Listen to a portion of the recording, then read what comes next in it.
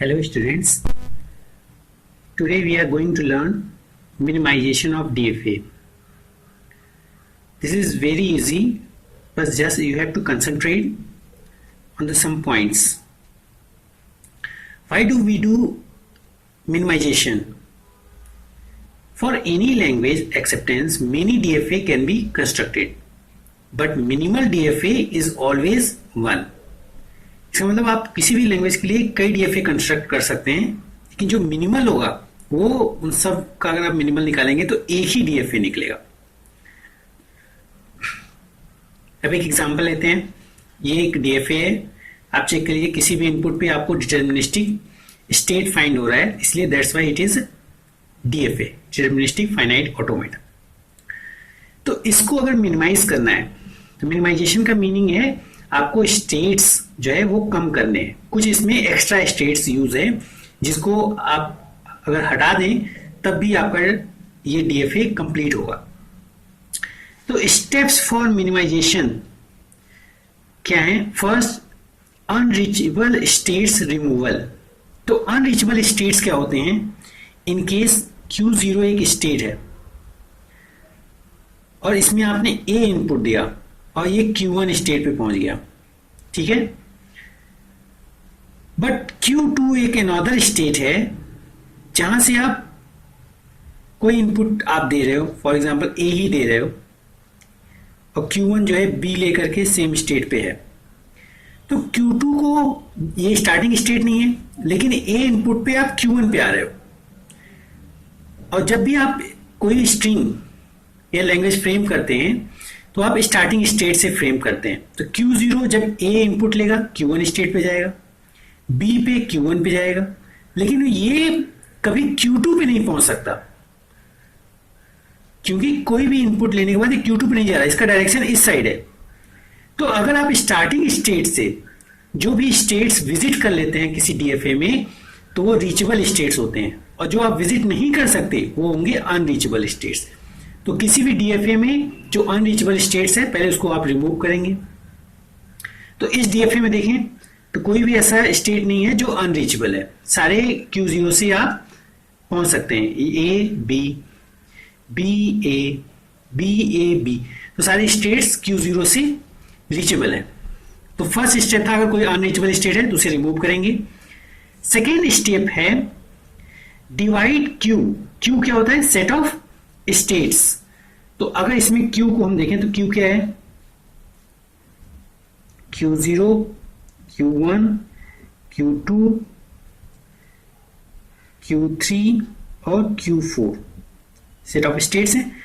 तो इसको आप डिवाइड करोगे किसमें? फाइनल स्टेट और नॉन फाइनल स्टेट्स में.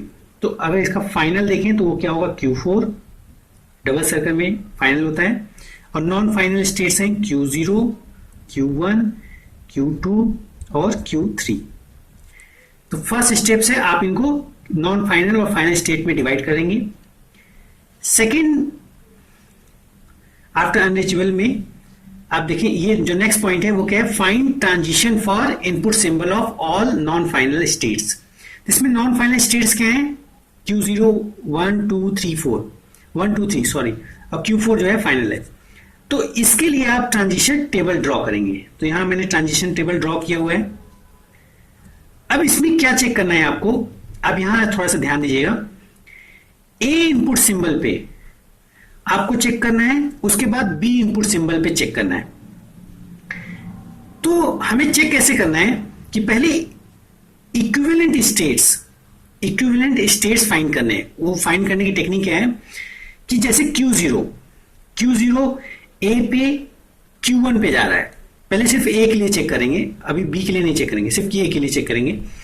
A इनपुट पे Q1 पे जा रहा है तो वो एक ही क्लास में है क्योंकि Q1 जो है इसी क्लास में है. ये 2 क्लास हमने क्रिएट किया, एक फाइनल का एक नॉन फाइनल का. Q1 जब A इनपुट लेता है तो Q2 पे जाता है, तो Q1 जो A इनपुट पे भी सेम क्लास में है. Q2 A पे Q1 पे जाता है, ये भी इसी क्लास में है. Q3 A पे Q2 पे जाता है, ये भी इसी क्लास में है. It's mean on input A ये सेपरेबल नहीं है, आप इसमें किसी को सेपरेट नहीं कर सकते. इनकेस ऐसा हो जाता A इनपुट पे Q4 आ जाता तो हम उसको अलग कर देते. वो कहते भाई इस परिवार का मेंबर नहीं है. तो सेम क्लास के स्टेट्स को एक साथ रखना है। अब बी इनपुट पे चेक करेंगे। अब उसके लिए आपको ए को ऐसे इस तरीके से आप दबा देंगे ताकि ये आपको विजिबल ना हो। फिर Q0 जब B देखते हैं तो आपको Q3 मिलता है। Q0 B पे Q3 मिलता है इसी क्लास में, यहां तक तो ठीक है। अब Q1 आपने लिया और B मिला तो Q4, अब वो इस क्लास का पार्ट नहीं है, Q4 तो दूसरी क्लास का पार्ट है। इसका मतलब Q0 और Q1 इक्विवेलेंट नहीं है। अगर Q0 Q1 इक्विवेलेंट नहीं है तो हम उसको एक क्लास में नहीं रख सकते। ऐसे Q2 को चेक करते हैं, B पे Q4 मिल रहा है, चलो Q1 और Q2 एक साथ हो सकते हैं क्योंकि B इनपुट पे दोनों को Q4 मिल रहा है जो कि सेम क्लास में है।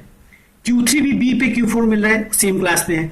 It's mean Q0 B input पे Q3 मिल रहा है, लेकिन Q1 Q2 Q3 B input पे Q4 मिल रहा है जो डिफरेंट क्लास पे है। इसलिए इसको हम टू पार्ट्स में डिवाइड कर सकते हैं। Q0 को अलग करेंगे और 1 2 3 जो स्टेट्स हैं उनको अलग करेंगे। तो नेक्स्ट क्या होगा,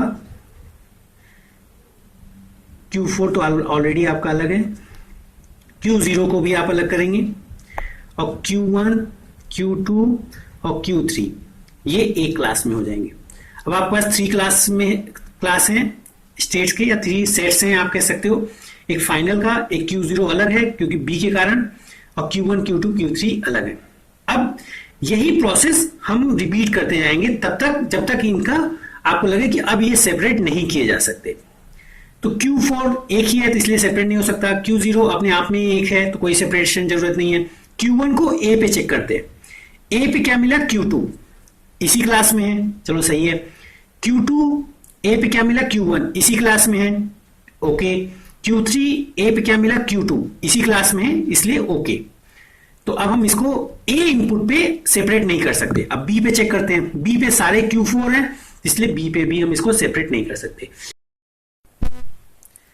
तो Q1 Q2 Q3 अब सेपरेट नहीं किए जा सकते, इसलिए Q1 Q2 Q3 एक स्टेट होंगे, Q0 और Q4 एक अलग स्टेट होंगे। तो इसका डायग्राम हम देख सकते हैं, Q0 स्टार्टिंग स्टेट है और Q1 Q2 Q3 एक स्टेट हो गए और Q4 जो है वो अलग एक स्टेट है। ये मिनिमल DFA है जिसमें Q1 Q2 Q3 कंबाइंड